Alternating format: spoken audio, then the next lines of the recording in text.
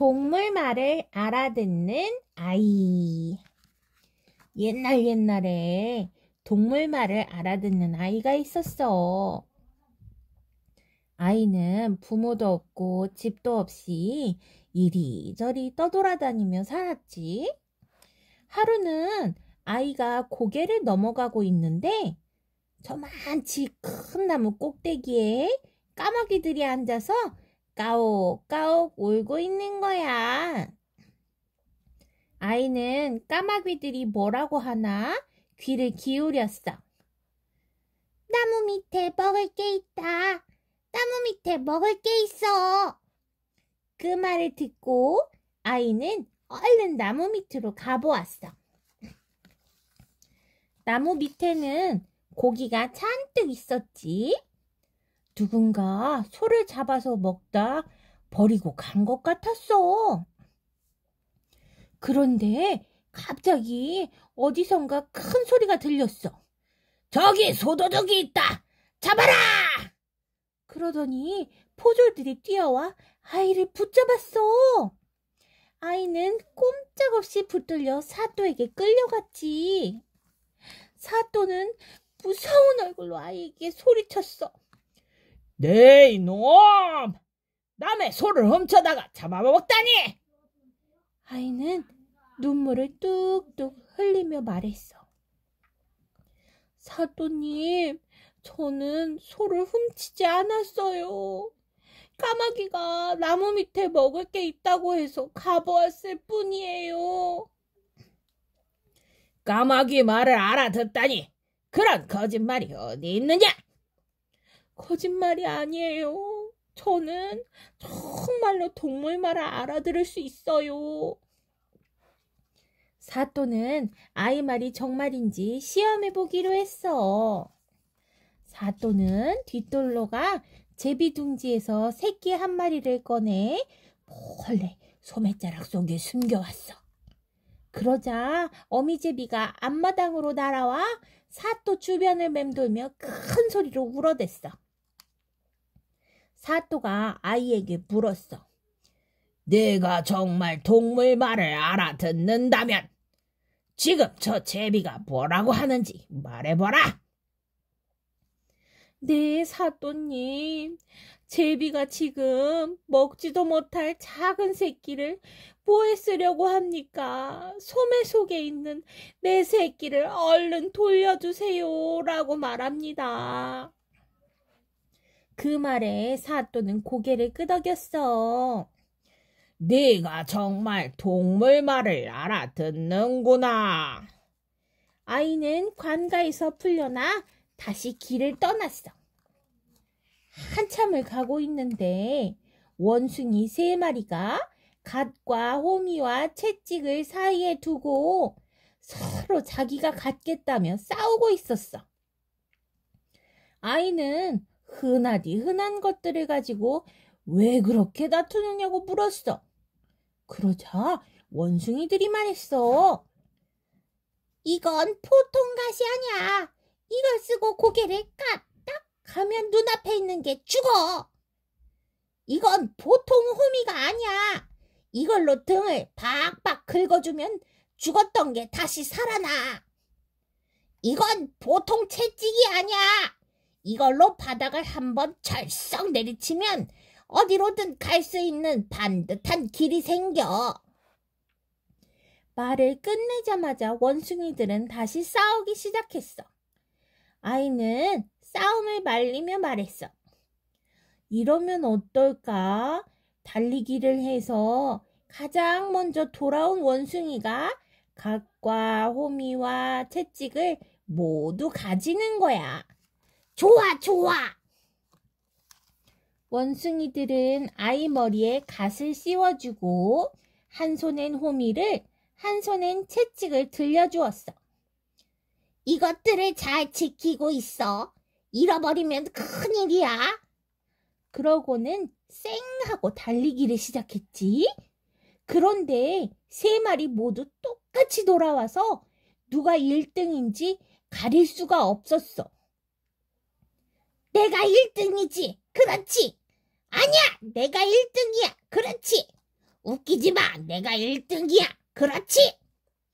원숭이들은 누가 1등인지 빨리 말하라며 아이의 몸을 붙잡고 흔들었어. 그 바람에 아이는 고개를 까딱까딱 하고 말았지. 그랬더니 원숭이들이 모두 깨꼬닥 죽어버리는 거야. 아이는 깜짝 놀라서 얼른 호미로 원숭이들의 등을 팍팍 긁어주었어. 그랬더니 원숭이들이 벌떡벌떡 살아났어. 아이고, 이거 우리가 가지고 있다가는 또 큰일 나겠다. 원숭이들은 아이에게 갓과 호미와 채찍을 다 가지고 가라고 했어. 아이는 갓과 호미와 채찍을 얻어 다시 길을 떠났지. 또 한참을 가는데 사람들이 몰려서서 벽에 붙은 임금님의 글을 보고 있었어. 공주가 세상에서 제일 아끼는 금반지를 잃어버렸는데 누구라도 금반지를 찾아오면 공주와 결혼시킨다는 거야. 사람들은 서로 자기가 금반지를 찾겠다며 큰 소리를 쳤어. 아이는 사람들 사이를 빠져나와 다시 길을 떠났지. 얼마쯤 가자 커다란 강이 나타났어. 아이는 목이 말라 강에 엎드려 물을 한 모금 마셨어. 그런데 물속에서 잉어 2마리가 이런 얘기를 하는 거야. 세상 사람들이 모두 공주의 금반지를 찾는다고 난리래. 사람들은 정말 어리석지 뭐야? 물속 끝 커다란 바위 밑에 있는 작은 금반지를 어떻게 찾는다고 그러지? 아이는 그 말을 듣고 채찍으로 강물을 철썩 내리쳤어. 그러자 물이 쫙 갈라지며 저 물속 끝까지 반듯한 길이 생기는 거야. 아이는 길을 따라 커다란 바위까지 갔어. 바위 밑을 더듬어 보니 정말 공주의 금반지가 나왔어. 아이는 금반지를 가지고 궁궐로 찾아갔어.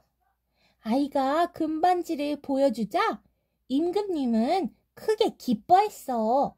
하지만 막상 아이와 공주를 결혼시키려니 임금님은 아이가 마음에 들지 않았어. 하필 저런 녀석이 금반지를 찾아오다니. 저런 볼품없는 녀석을 공주와 결혼시킬 수는 없다. 임금님은 갑자기 무서운 표정을 지으며 소리쳤어. 네 이놈, 네가 금반지를 훔쳤지. 여봐라, 저 녀석을 당장 옥에 가두어라. 창을 든 병사 하나가 땡큼 앞으로 뛰어나왔어. 아이는 얼른 갓을 쓴 채로 고개를 까딱했어. 그러자 병사가 픽 쓰러져 죽어버렸어. 또 다른 병사가 달려들었어. 아이가 또 고개를 까딱하자 그 병사도 픽 쓰러져 죽어버렸어. 그러자 사람들이 몽땅 앞으로 달려나와 아이를 애워쌌어. 아이는 빙글빙글 돌며 고개를 까딱까딱했어.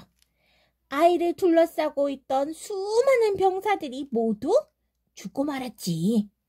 임금님은 너무 놀라 철퍼덕 주저앉으며 아이에게 용서를 빌었어. 내가 잘못했다.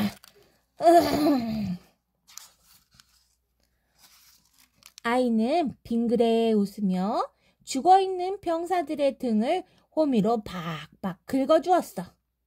그랬더니 여기서 벌떡 저기서 벌떡 병사들이 모두 살아났어. 임금님은 그걸 보고 크게 기뻐했어. 이제 보니 너는 놀라운 재주를 지녔구나. 너와 공주를 결혼시키겠다.